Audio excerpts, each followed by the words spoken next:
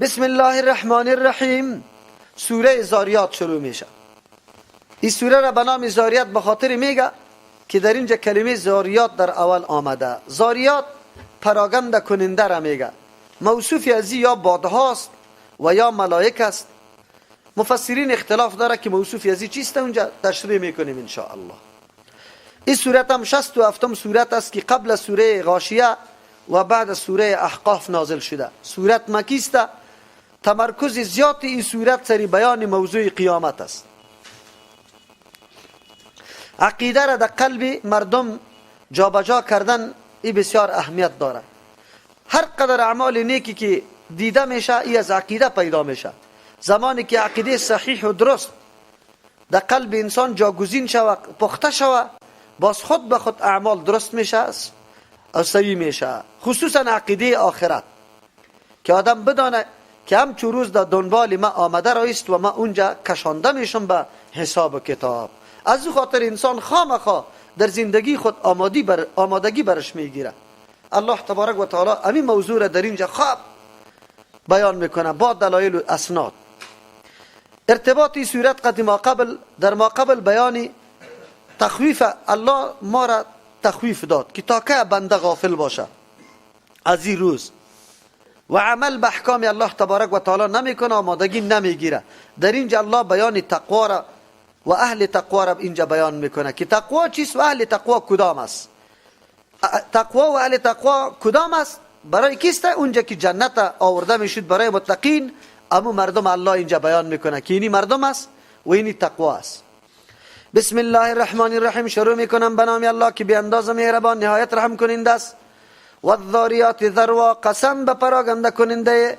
ذروا به پراگنده کردن. راجع قولیش است که مراد از اینجا موصوفشان بادهاست. قسم به او بادهایی که از ذاریات پراگنده کننده است. ذروان به پراگنده کردن. چی را پراگنده میکنه؟ ابرها را تیتو پاشان میکنه. فالحاملات وقرا. قسم به او بادهایی که برای ورداشتنی است. ابرهای باردار وقرا خب گرنگ عذاب. فالجاریات یسرا. قسم به او بادهایی که روان کننده است. امی به ابرها را یسرا با آسانی از یک ناحیه به ناحیه دیگه. فالمقسمات. قسم به او بادهایی که تقسیم کننده است. امرن آن چیزی را که الله فرموده که امور رقم شوه که ابرها را در مختلف مناطق تقسیم کنه و الله فرمان داده که باران شوه. در این صورت کلگی از یا بادها شد. باد شد. موصوفی از یا بادهاست. الله سری بادها قسم میخوره. انما توعدون لصادق. یقینا آن چیزی که امروز شما وعده کرده شده بالکل درست و راست است. الله وقتی میتونه توسط یک مخلوق خود که باد است چقدر کارا را شروع بکنه. اشاره به چی میکنه؟ شما میبینی که ابرها تیتو پاشان است، به مثل یک مواد گرد و غبار واره بادا میگیره، او را با هم یک جا میسازه. بعد از او را خب باردار به آب میسازه. بعد از او را حرکت میده از یک جای در دیگه جای. بعد از او تقسیم میشه در مختلف جاها باران میباره، زمین یک دم زنده میشه. پس یقینا که شما همی قسم گرد و غبار در طرف تیتو پاشان شده. مثل که الله باد موظف میکنه ابرها را جمع میکنه، الله اونجا ملائکه موظف میکنه اجزای شما را جمع میکنه، یا خود زمین الله امر میکنه شما را یک جا میکنه. خب سنگین میشه، در یک میدان قرار میگیری کلیتان. بعد از او تقسیمات امر میکنه الله تبارک و تعالی، طرف جنت و طرف دوزخ. ذاتی که سری بادی قدر کارا را میکنه، امی ذات قدرت و توانایی داره که اونجا انسانا را زنده کنه و همچو معاملات اثرش انجام بده. یک. دوم ترجمه. هر کدام صفتا موصوفای جدا داره. و الذاریات ذروا. قسم به بادها که پراگنده کننده است گرد و غباره. فالحاملات وقرا. قسم به او ابرها که ورداشتنی است آبی خیلی زیاده. فالجاریات یسرا. قسم به او نمو کشتی هایی که در بحرها با آسانی رفت و آمد داره، حرکت داره. فالمقسمات. قسم به ملائکه که امرا کارایی که برشان سپرده شده از جانب الله در مورد انسان ها او را تقسیم کرده رایستن. الله تبارک و تعالی این کارای مختلف از مختلف چیزا الله گرفته. معلوم شد که باد در زیر فرمان الله بود، ابر در زیر فرمان الله بود، بحر در زیر فرمان الله بود، ملائک در زیر فرمان الله است. پس کل اجزای انسانی که در هر طرف دید شده با واسطه مخلوق خود الله و کل اجزایش جمع کرده رایسته. وقتی که مخلوق بزرگ در زیر فرمان الله است، جزی تو اگر در هواست، اگر در بحر است، اگر در هر چیز است، الله جمع کرده نیست. انما توعدون لصادق، یقینا آن چیزی که وعده کرده شدم برای شما لصادقون، بالکل درست و راست است. آمدنی است قیامت، حساب و کتاب، جنت و دوزخ. و ان الدین لواقع، یقینا محاسبه، جزا دادن لواقع، واقع شدنی است. هر کس تم توقع جزای خود داشته باشه، تو نباشه که ما کارای گناه را کردیم هیچ چیسته جزای زیر نمیبینم، اعمال نیک انجام دادیم پاداش زیر نمیبینم، اینطور نیست. و السماء ذات الحبک، قسم با آسمان که صاحب راه هاست، یا حبک میگه صاحب چین هاست. چین رختی که چیست همینطور قط وارشه و او را ما شما چی میگیم؟ چین میگیم. قسم به او آسمانی که صاحب چین است، اشاره به این میکنه که تا آلی را آسمان هم خیلی دمو حالت نهایی خود گسترده نشده، مثل که پشتی سر بخیر بر ما و السماء بنیناها بأید و انا لموسعون. دانشمندای ساینس هم عالی تحقیقاتش همینطور شده که آسمان ها یعنی نمی کرات اینمی قسم چین است و این روز در روز گسترش پیدا میکنه.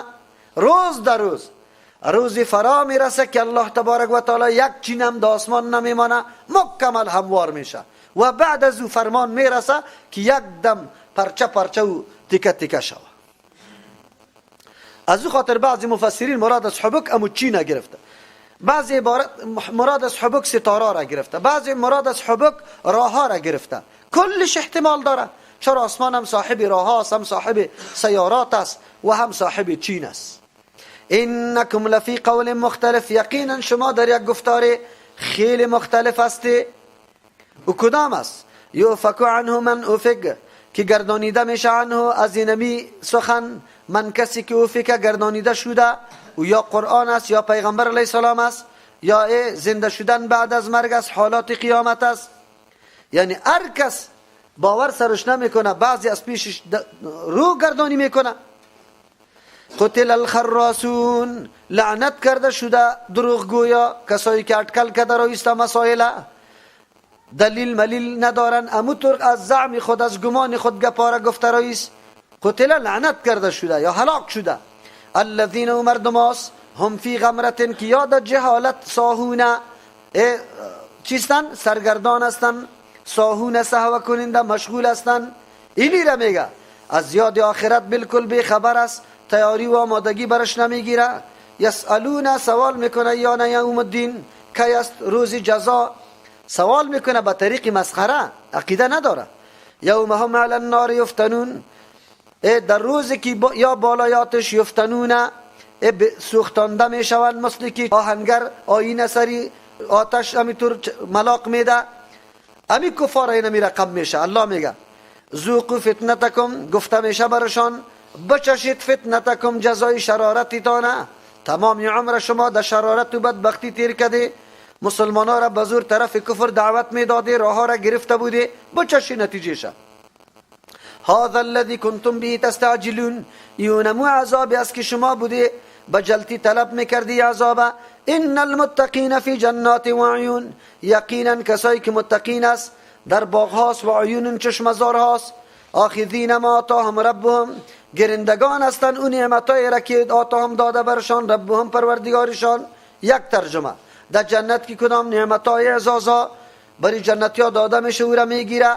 آخذین به معنی قبول کنندگان است، خوش شوندگان است از اون نعمتایی که داده برشان پروردگار. دوم ترجمه آخذین گرنده است به عمل گرفتشانه، یعنی قبول کرده عمل کرده ما و احکام را آتاهم که داده بود ربهم پروردگارشان در دنیا.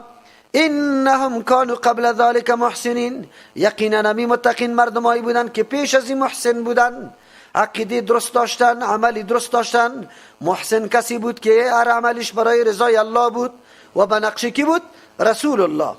کانو قلیلا، بودن صفتای متقین الله بیان میکنه بود خیلی کم من اللیل، از شب، ما یحجعون، که خواب نمیکردن.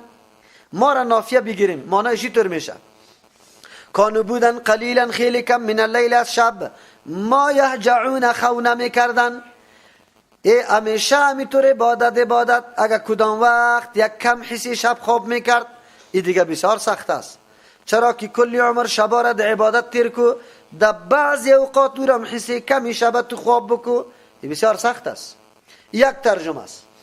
دوم ترجمه ما را زاید میگیره کانو قلیلا من اللیل، بودن همی متقین بسیار کم از شب یهجعون که خواب میکردن، کمی سی شب اکثر سی شب عبادت میکرد، هر شب یک حسی شب خوابم میکردن، اینی متقین بود. و بالاسحار هم یستغفرون، باز در وقت سحری که آخر حسی شب است قبل از طلوع صبح هم یستغفرون یا بخششا طلب میکردن. علامه متقین نمیست. الله نصیب ما و شما بکنه. انسان باید وقت خود بده او عبادت دل آدم خیلی جمع می باشه، ریادش نمایان نمی باشه، کلگی خواب است. افتخار است برای تو که تو خیستی از ترس الله تبارک و تعالی عبادت کرده رایست.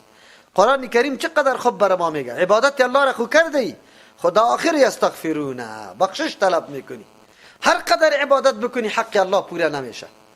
استغفار طلب بکو، بگو الله چرا که امی توفیقه، امی نعمت نیست، امی توفیقی خیستن برای ادای عبادت الله ایام نعمت بزرگ است. را چطور شکر گزاری کنی؟ از همین خاطر انسان هر قدر عبادت الله را بکنه باز میگه که الله ایام نعمت تو بود که تو مرا توفیق دادی، این را چطور شکر گزاری کنم؟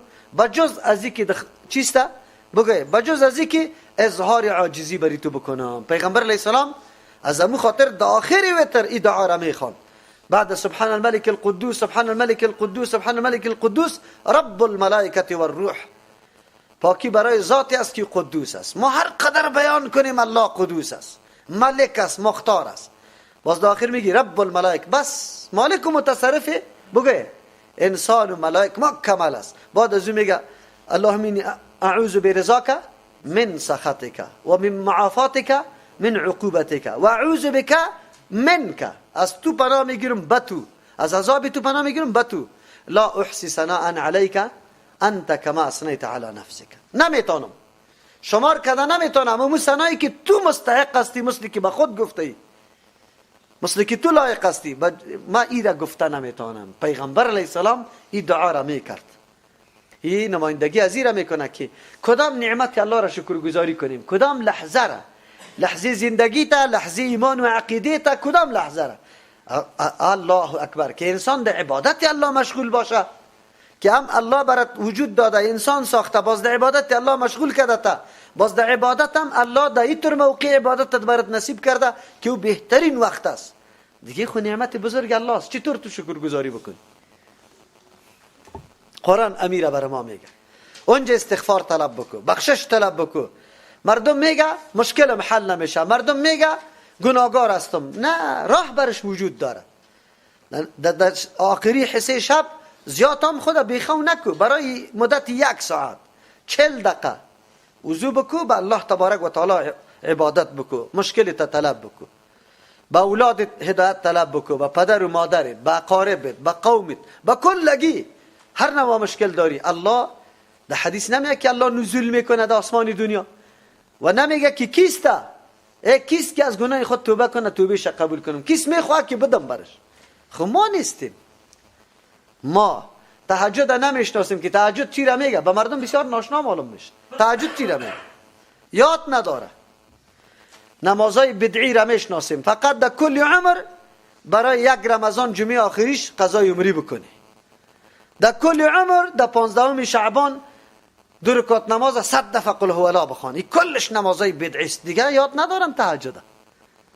عملی پیغمبر علیه السلام که دائمی انجام داده او را هیچ جا نه ثوابش بیان میکنه نه یاد دارن، مردم در بدعت مبتلا میکنه. و فی اموالهم حق للسائل والمحروم، این رابطیش با الله بود، نه تنها در 5 وقت نماز فرض، بلکه رابطه خود دیگه هم از طرف شب ما کم کرده بودم رای الله تبارک و تعالی. اینی را میگه بندگی. اینطورام نبود که از مردم گوشه‌گیری کرده باشه، فقط چادر در سر پرتافته باشه، قطعی هیچ کس سر و کار نداشته باشه، نه. و فی اموالهم، در مالایشان حق بود للسائل، در مالشان حصه بود للسائل برای او فقیرا و مستمندا که خود طلب میکنه، و المحروم به او مستمندا و غریبایی که خودشان سوال نمیکنه، خو از سیمای و علاماتشان معلوم میشه. حق ایسا جور کده بود، ایتو نه، ای میدان سری خود لازمی که اینمی حق فلانه است، ایتو نه که احسان بگذاره. نه خوش به این میشد که کسی پیدا میشه که مال مرا میگیره و در جای درست مصرف میکنه. این شکر الله تبارک و تعالی است که مال تو در جای درست مصرف شوه، نفر پیدا میشه که در جای درست مصرف میشه. این شکر الله است. و فی الارض آیات للموقنین، در زمین نشانه های قدرت الله تبارک و تعالی است. للموقنین، برای کسایی که جویای یقین باشه، در تلاش یقین باشن. اگر اینطور علم را حاصل میکنه که در مقابل شک و تردد نباشه، بسیار نشانه های قدرت الله در زمین است. ببینید در زمین خواب سنجش بکنی، یک برگ بگیری، یک برگ، یک دانه را، کوره، خاک، سنگ، هر کدامشه علایده در زیر تفکرتان بگذاره که چی نشانه های عظیمی قدرت الله را مشاهده میکنه. و فی انفسکم، در نفسایتان، نفس خود فکر بکن، مبدأ تا تحول زندگی تا از کجا تا کجا را میرسی، تو کی هستی، وجودی تو چی چیزاست، چی فعالیتایی داره. یک کارخانه بزرگ که در دنیا مثل انسان وری کارخانه بزرگ پیدا نمیشه که انواع فعالیت ها داره. کارخانه دیگه خو یک فعالیت میکنه، یک قسم فعالیت. در یک نجاری که ماشین 4 کاره برآمده، مردم خوش است که 4 کار میکنه. لیکن انسان، کدام کار است که انسان نمیکنه؟ کدام کار است؟ یک دفعه تو توجه به وجود خود بکن که چی نشانه های عظیم قدرت الله را مشاهده میکنی. افلا تبصرون، آیا شما نمیبینی؟ از بصیرت کار نمیگیری، از چشم دل که درک بکنی که الله کدام ذات است، حق الله سر ما چیسته و ما چی مسئولیت داریم در برابر الله تبارک و تعالی، انجام و عاقبت ما کدام طرف است، چی کنیم. و فی السماء رزقکم، در بالا در آسمان رزق شماست. دو معنا داره. الله بارانه را روان میکنه که توسطش گیاه ها، دانه ها میرویه، رزق و مواد خوراکیتان از او میبره، از او خاطر در آسمان است. یک. و فی السماء، در آسمان رزقکم، فیصله یا تقدیر رزق شما شده که الله فرمان داده به ملائکه که اینی آدم اینی قدر رزق داره در این سال. و ما توعدون، آن چیزی که امرایتان وعده کرده شده. این دو مطلب داره. و عذابایی که در صورت شما مخالفت بکنی، الله عذابم از بالا روان میکنه. بعضی عذابا بالای قوم از بالا بود. یا مراد از پیشش جنت است، اگر شما پذیرفتی نظام الله تبارک و تعالی را به دستوری از او عمل کردی. و ما او جنتی است توعدونه که امرای شما وعده کرده شده، جنت در آسمان است. فورب السماء والارض، قسم به پروردگار آسمان و زمین، انه لحق، این خبر راست است، واقعیت داره. مثل ما انکم تنطقون، به مثل که شما خود سخن میگی، مثل که سخن خود یقین داره که سخنی ماست، این سخنی کسی دیگری نیست. امی خبری قیامت یا زنده شدن بعد از مرگ، این کلش حق است، واقعیت داره. یک معنا. دو، انه لحق، یقینا قرآن کریم حق ثابت و راست است از جانب الله است. مثل ما انکم تنطقون، مثل که شما سخن میگی، وقتی که شما در مورد سخنتان اشتباه نداره، شک و تردد نداره، بلکه چرا که یقینا از دهنتان میبراید، اینمی قسم کلام الله تبارک و تعالی را حق بدانه که از جانب الله آمده. هل اتاک حدیث الضیف ابراهیم المکرمین، آیا براتان رسیده قصه میمانی ابراهیم خلیل الله، میمانای ابراهیم خلیل الله المکرمین که صاحب قدر و قیمت بودن؟ ملائکه آمده در پیش ابراهیم خلیل الله، اول بشارت به ابراهیم خلیل الله میده به پیدا شدن اولاد. بعد از او میره قوم لوط علیه السلام از بین میبره، چرا که سرکشیشان در حد نهایی رسیده. از دخلوا علیه، در آن وقتی که داخل شدن بالای ابراهیم خلیل الله، فقالوا سلاما، گفتن سلام تو سلاما، سلام باشه بالای تو، سلام به امن باشی، ای الله سلامتی را نصیبت بکنه. معلوم شد ملائکه هم سلام میپرته. حین ملاقات ابو تحفه که اسلام مقرر کرده مسئله سلام است. خب به طریق درست، السلام علیکم و رحمت الله و برکاته. حالی ما می شرمیم که السلام علیکم بگیم. مردم میگه سلام مرا بپذیر، نه صحیح نیست. تو روی بری هستی بگو السلام علیکم، سلام مرا بپذیری صحیح نیست. طوری نامده. سلام این گپا نیست. اینجا یا سلام تو سلامن گفت. قال سلام ابراهیم خلیل الله جمله اسمیه. جمله اسمیه دلالت برای دوام میکنه، جمله فعلیه دلالت برای تجدد میکنه. سلام ابراهیم خلیل الله چی بود؟ قوی بود، از سلام ملائک کرده. گفت سلام، سلام بالای شما باشه. قوم منکرون، شما خو قوم خیلی ناشناستی، نمیشناسم تا کدام گروه آمدی. فراغ الاهلی، ابراهیم خلیل الله سوال نمیکنه از میمانا. چرا؟ بعضی اوقات میمان میشرمه، جرأت نمیکنه که بگوید نان نخوردیم. نه، وقتی نان است حتما دیگه جایی نان نخورده، خصوصا میفهمیم که از کجا حرکت کنه. اگر نان میخورد دیگه به این وقت نمیرسید، حالی نگو دستی برو نان تیار کن. خصوصا میمان حیاناک باشه که جرأت نمیکنه. اما اگر وقت تیر شده بود او در بین شما خب همینطور آزاد طبیعتی بود، باز اونجا سوال کده میتونی نان خوردی یعنی میفهمی که همین آدم در این مورد بالکل چی نمیکنه، شرم نمیکنه، بالکل با جرأت میگه که بله نان نخوردیم. اوی خوب گپ است. کسی از پیشت سوال میکنه نان خوردی، بس تو میگی که نه نخوردیم، بهترین گپ است. از حال خود دروغ و گوشنگیره آدم یک جای نمیکنه. پیغمبر اسلام یک نفر گفت نان خوردی، گفت نه. پیغمبر اسلام گفت دروغ و گوشنگیره هر دویش یک جای نکن. هم دروغ گفتی هم گوش نستی. چرا؟ خب حالات مردم، روحی مردم دیده ای کار میشه. ابراهیم خلیل الله یکی از جمله احترام میمان است که میفهمی از جای دور آمده ناشنا است. ابراهیم خلیل الله ناشنا دانست. چرا؟ فهمید که از نزدیکان است. او وقت نان بود. چی کرد؟ فراغ الاهلی، راغه میگه پٹ آمدنه، با پنهان برآمد، متوجه شد به سوی اهل خود. فجاء بعجل سمین، رفت توجه یک گوساله را، چون که مالدار بود ابراهیم خلیل الله گوساله خیلی زیاد داشت، یکی را چپه کدمی دستی. بعجل سمین، با گوساله بریان کرده در روغن. سمین خب گوساله بریان آورد. با مردمایی که در دشتا و بیابانه و که زندگی میکنه، علال کدن یک بزغاله و یک گپا برشان هیچ است. چرا که داره. و برای از اگر گفتی که نه برای من مولی و گندنه بیار، او سرش سختی میکنه. چرا؟ به خاطر که اونجا نیست. از او خاطر قرآن برای ما درس میده هر چیزی که تیار داری تکلف نکو، همون چیزا پیش کن. بس تکلف نکو که الان بدوی ساعتا تیر شوه، نفر روان کرده باشی چیزا بیاری، چیزی که تیار است بس پیش کن. فقربه الیهم، نزدیکت ابراهیم خلیل الله به سوی میمانا. قال، برش گفت و هنگامی که نخوردن، الا تاکلون، چرا نمیخوره؟ ابراهیم خلیل الله علم داشت؟ بگوی علم غیب داشت؟ امی قنه میفهمه که ملائک است. میگن میماناست، ملائک خوردن و نوشیدن میکنه؟ نمیکنه. او رفت گوساله را چی کرد؟ حالی مردم پیدا میشه میگن بیا علیهم السلام چی میکنی؟ اولیاء را میگه عالم الغیب بودن، میفهمیدن. الله میگه خب پیغمبر نمیفهمید. فاوجس منهم خیفه، وقتی که نان نخوردن در خاطر خود یافت ابراهیم خلیل الله منهم، از زمین میمانای خود، خیفتن یک نوع ترس. ملائک دیدن که ابراهیم خلیل الله چی شد؟ یک کمی مرعوب شد. قالوا لا تخف، گفتن نترس. و بشروه بغلام علیم، خوشخبری دادن به یک فرزند علیم که خیلی داناست. فرزند دانا برش چی کرد؟ خوشخبری داد. صفت فرزند کدام؟ علیم مانده. کدام فرزند خیلی نیک است؟ معلوم شد که در فرزندا علم باشه، علم در مورد عقیده، عمل، همه گپا او فرزند.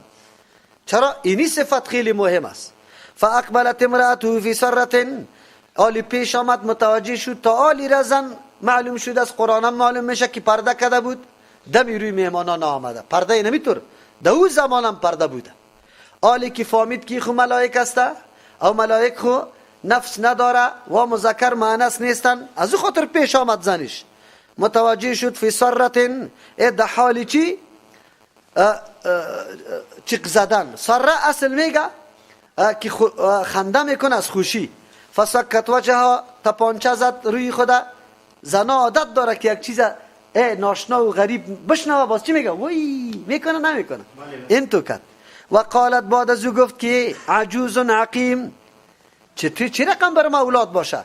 ما عجوز پیرزن هستم، عقیم نازا هستم، اولاد از من نمیرویه. قالو، گفتن ملائک کذالک، این نمی رقم. منظور سوالی زن ابراهیم خلیل الله می نیست که در قدرت الله شک داشته باشه. منظور است که چی رقم به ما اولاد داده میشه، به کدام کیفیت.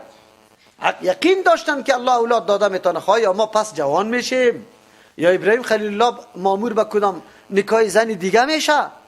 از خاطر ملائک برشان گفت که قالوا كذلك اینمی رقم که حالتی است، در اینمی حالت الله اولاد میده. قال ربک، اینمی رقم فرمان داده پروردگاری تو، گفته پروردگاری تو انه هو الحکیم العلیم، یقینا الله حکیم است، هر کاریش بدون مصلحت و حکمت نیست. در می حالتم که شما را اولاد میده ادعی حکمت است. العلیم او میدانه مصلحت را که در کدام وقت چی رقم چی بکنه اولاد بده. چرا الله اینطور میکنه؟ از یک طرف به بندگان خود امید میبخشه. انسان در هیچ ساعت ناامید از الله نباشه، ولو که 20 سال از عروسی تیر شده اولادت نشده امید داشته باش، از الله طلب بکن، امکان داره، الله میتونه. یکی. دوم نشان میده به بندگان خود که ای بنده های من، کارهایی که روزمره صورت میگیره در پیش نظرتان ای برای شما آسان معلوم میشه، لیکن کارهایی که روزمره صورت نمیگیره ای برای شما بسیار سخت معلوم میشه. از همون خاطر او را خارق العاده یا معجزه مینامند. اما پیش الله هر دو کار یک قسم است. یک قسم است یا نه؟ اولاد پیدا شدن از پدر و مادر، چرا این عجیب نیستن که در حالت جوانی باشه و اولاد پیدا شدن در حالت پیری باشه؟ چی فرقی است پیش الله؟ کدام فرق داره؟ تنها یک عمل تکراری است، دیگه عمل چی است؟ نادر چیستن؟ نایاب است. در قدرت الله هیچ کدام فرقی نداره. از امو خاطر الله قادر مطلق است به هر چیز.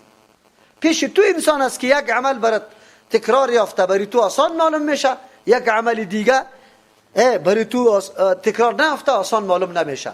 پس از او خاطر انسانایی که پیدا میشه تولد میشه، این به انسانا از او انکار نمیکنه، باز به دوباره زنده شدن انکار میکنه. اگر اینم الله تبارک و تعالی داده میروید شروع میکرد زنده شدن، باز تو انکار نمیکردی. لیکن چطور یک کاری الله را تسلیم میکنی از دیگه کارش انکار میکنی؟ حالان که اردو از یک ناحیه است. اول پیدا کردن و دوم پیدا کردن چی فرقی داره؟ بلکه دوم پیدا کردن آسان است، چرا که مثال سابق وجود داره. اما در شان الله تبارک و تعالی کلی گپا آسان است، کلی گپا. ایرا برای تعلیم بندگان خود اینمی رقم میکنه که ببینه ابراهیم خلیل الله و زنش در حالت رسیده که یا امید قطع کرده از اولاد، اما الله بشارت برش میده. قال فما خطبكم ایها المرسلون، گفت ابراهیم خلیل الله چیسته مقصدتان فرستاده شده ها؟ فهمید که قدر ملائک برای بشارت ما خو نمیه، یا خو یک جماعت بزرگ است، حتما کدام ماموریت دیگه هم داره. قالوا گفتن این ارسلنا ما روان کرده شدیم الی قوم مجرمین، بسوی قومی که وا مجرم است، مکمل ده سر ده گناه غرق است. لنرسل علیهم که بفرستیم بالایشان حجارتا سنگا من طین از گلیس، از سنگ و گل پخته شده، مصومتا نشان کرده شده عند ربک بنزد پروردگارت، للمسرفین با این مردمایی که از حدود الله تجاوز کردن.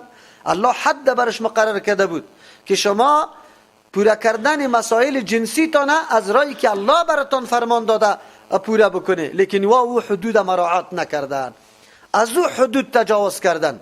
امروز بسیار مردم امیر رقم است، حدود تجاوز میکنه، از یک محل که الله اجازه داده از اون محل استفاده نمیکنه، از محل جداگانه استفاده ها میکنه، در وقت مریضی استفاده ها میکنه. کلش غلط و حرام است. اگر کسی این چیزا را حلال بدانه کافر میشه، نعوذ بالله.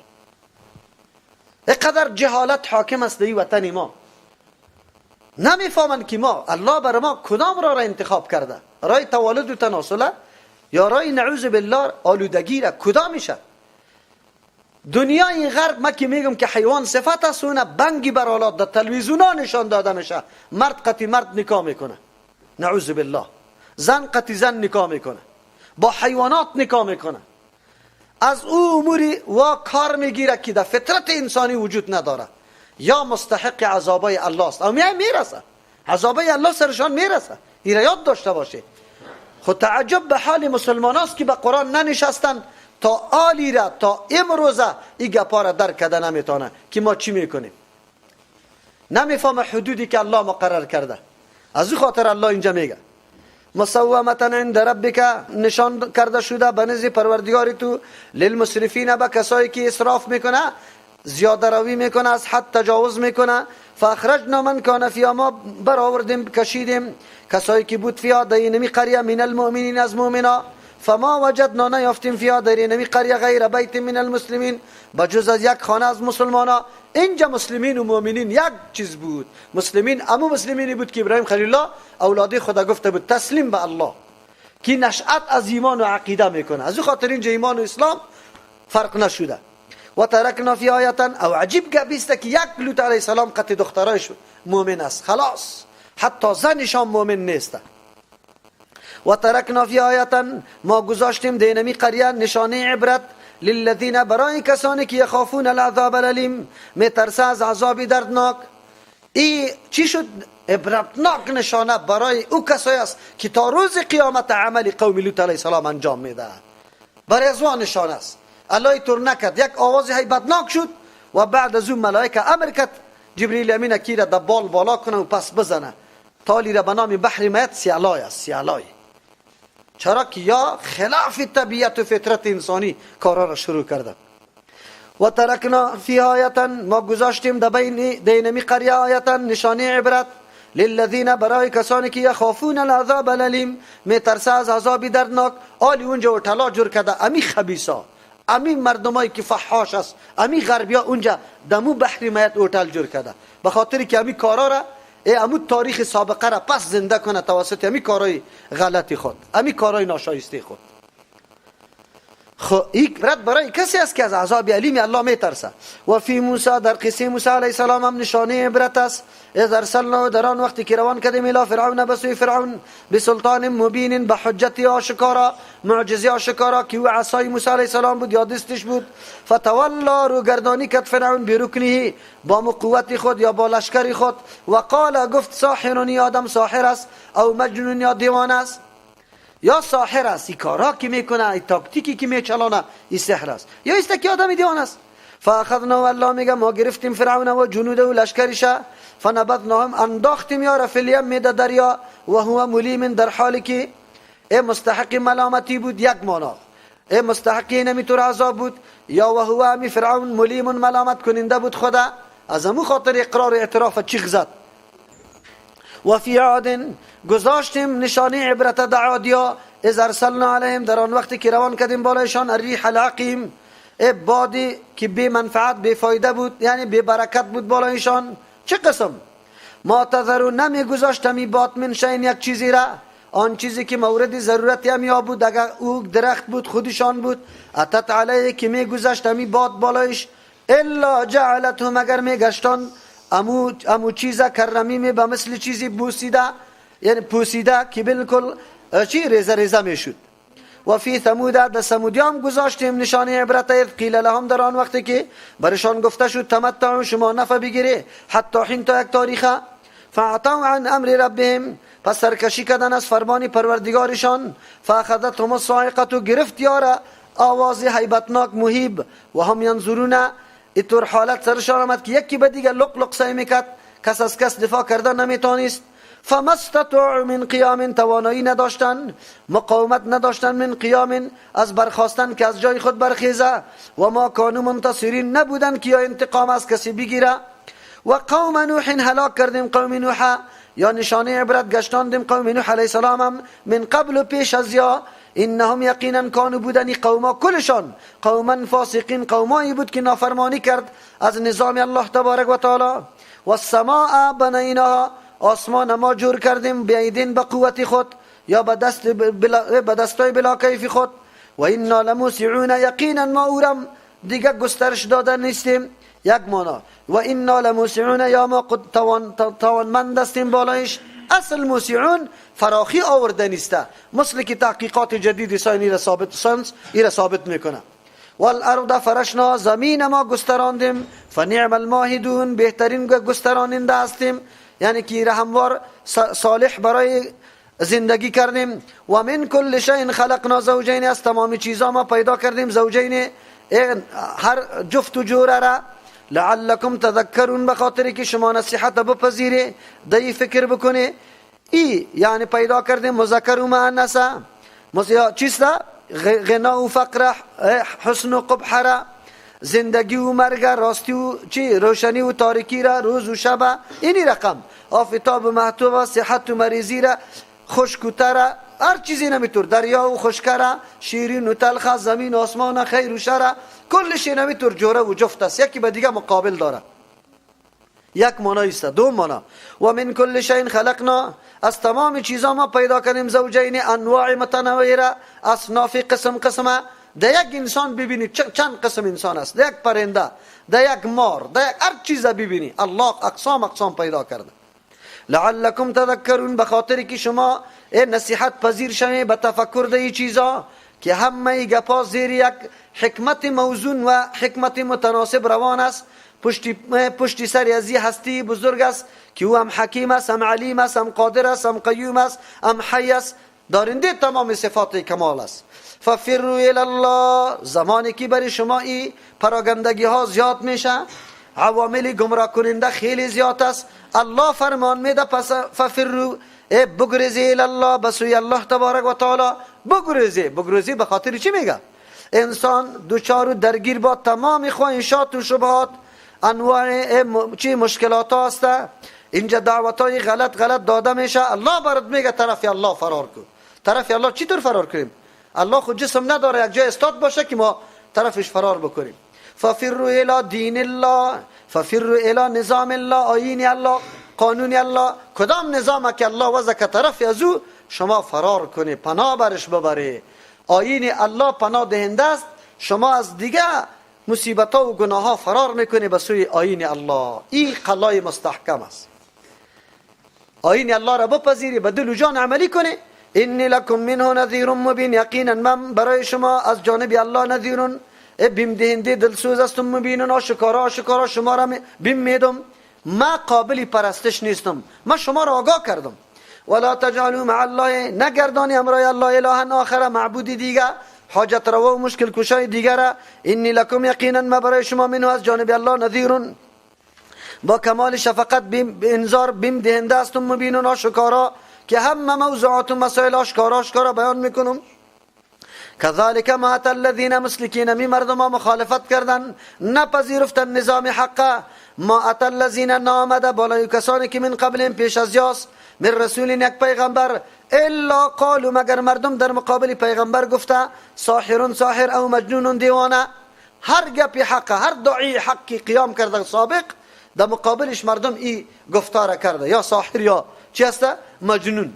اتواصوا به، آیا با یک دیگری خود وصیت کرده که کلشان هم یک قسم گپ میزنه؟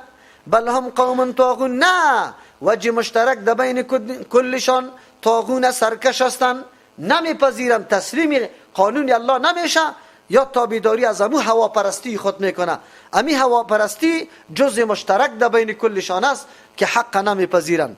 فتول عنهم، وقتی که طور امر باشه که سابق هم همینطور بوده، اولیم پیغمبر علیه السلام، اعراض کو رو گردانی کو از یا، مراد از اعراضی مانا پشتی سر و صدا تبلیغات از یا بسیار توجه نکو، وقتی تا ضایع نکو، قطع از یا درگیر نشوی. فما انت بملوم، نیستی تو ملامت شده، چرا که تو خود حق رساندی برشان، بیان کردی واضح. و ذکر، نصیحت کو برشان، بیان کو، درس و تدریس بکو از قرآن کریم، از توحید الله. فإن الذکر، یقینا نصیحتات تنفع المؤمنین، مؤمنا را نفع میده. کسی که در طلب ایمان است، انابت داره، او طور مردم را فایده میکنه. و ما خلقت الجن والانس، ما پیدا نکردیم جنیات و انسان الا لیعبدون، مگر برای از اینکه عبادت ما را بکنه. عبادت ما را بکنه. خیلی خوب. و ما خلقت الجن والانس الا لیعبدون، پیدا نکردیم جنیات و انسان را مگر که عبادت ما را بکنه. مانا الا یوحدون، بخاطر که مرا موحد بدانه، چی واحد بدانه، شریک امرای ما قائل نباشه، به این خاطر پیدا کردیم. معلوم شد که غرض و مقصد پیدایش انسان ها فقط عبادت الله تبارک و تعالی است. عبادت عبارت از هر گفتار و قولی پسندیده برای الله که انجام داده میشه، این عبادت میگه. خوب، عبادت الله به نقشه، کیفیت، مقدار، زمان، مکان ضرورت داره. بیانش کی برای ما کرده؟ نه، عبادت وقتی عبادت میشه که ما رعایت کلی از این را بکنیم، مقدارش، زمانش، مکانش، کیفیتش، وضعیتش، مکمل عبادت تو وقت عبادت گفته میشه. در غیر از عبادت گفته نمیشه. حالی مردم ها که از خود میسازه. این آیت دلیل شد بالا ازی که اونجا میگه لولاک لما خلقت الافلاک. اگر تو نمی بودی ما افلاک پیدا نمی کردم. نه، الله تبارک و تعالی جن و انس برای عبادت پیدا کرده، آسمان و زمین برای اظهار حق، اظهار خود پیدا کرده که الله نمایان شاه، مردم تفکر بکنه، الله را بشناسه، برای معرفت الله است. ما اريد منهم من رزق. کلی مردم ها که عبادت ترک میکنه بانه میگیره، میگه ما بریم تلاش روزی را بکنیم. جوالی را که میگی چرا نماز نمیخوانی، برات میگه نفقه فرض است. در ریوارا و کلینرا خو الله اکبر نمیکنه، تلاش میکنه که دیگر است، الا سواری زیاد جمع شده او را میرسانه، پس دور میخوره، الله اکبر نمیخونه. برش که میگی که وقتی نماز است میگه وی روزی طلب کردنم فرض است، روزی ایال سرما فرض است. ماموری دولت میگی، شاگردی مکتب میگی، هر کسی که میگی دکانداره میگه که وی رزق، الله میگه ما اريد منهم من رزق، ما خو از یا اراده نکردیم رزق. ای آخو رزق برای من نمیده که تمام شب و روز لگیاستن مشغول هستن پشت رزق. یک مانا یا مخلوق الله را ما موظف نکردیم که مردم رزق بده، شما رزق میده. و ما اريد ان يطعمون، ما ارادم ندارم که مرا طعام بده، خوراک بده. ما خود نیاز و ضرورت به این نداریم. مسئله رزق و تعلق به الله داره، خو مسئله رزق با عبادت الله تقسیم کرده. وقتی پیدا کردن رزق خیلی زیاد الله مقرر کرده، و وقتی عبادت خیلی کم. نماز صبح در چند خواندیم ما و شما؟ شما چند میخوانی؟ 5:30 بجه نماز خوانده میشه، صحیح است؟ در 5:30 بجه صبح شده برای ما و شما که زیاد قطع از کار بگیریم، نیم ساعت تیر کردیم، 6 بجه شده تا آلی را 12 بجه میشه، 6 ساعت میشه، در 1 بجه نماز میخوانیم، 7 ساعت ما پس درباره چیست؟ معاش ماست، طلب رزق ماست. چطور تو این را بانه کرده رایستی؟ ان الله هو الرزاق ذو القوة المتین، یقینا الله امیر روزی دهنده است، صاحب قوت است، توانایی المتین و زور آور است. چرا اینطور میگه؟ یک آدم شو تا صبح روز تا بگاره میزنه، الله برش یاری نمیکنه. خب آدمایی که تلاش هم میکنه چیزی برای دست نمیاد. یک آدمی دیگه و قدرم نه، پابندی نمازهای خدا هم است، جماعت هم میخوانه، یک وقتی خدا برای طلب رزق داده، سعی میکنی که الله چی برکت دو انداخته. بالکل همینطور است. امروز کسی را بهانه گرفته نمیتونه، وای والا روزی پیدا کردنم فرض است. بله فرض است، هر فرض برای خود وقت داره، هر فرض برای خود جایگاه داره، اینطور نیست. بله طلب رزق حلال فریضتون بعد الفریضه، و فرض بعد از فرض است. یک فرض تو ادا کو، عبادت الله را انجام بده، باز طلب رزق هم بکن. فإن للذین ظلموا، یقینا برای کسانی که ظلموا از حد تجاوز کردن، شرک کردن، نعوذ بالله احکام الله را نادیده گرفت، در مورد صفات الله نعوذ بالله ظلم کرد، الله را رزاق نمیشماره، خود رزاق میشماره نعوذ بالله. ذنوبا حسی، گناه است، مثل ذنوب اصحابهم، به مثل حسی گناه های امو رفیقا و نشینا هم فکرایشان که سابق تیر شده. فلا یستعجلون، یعنی حسی عذاب الله سرشان است.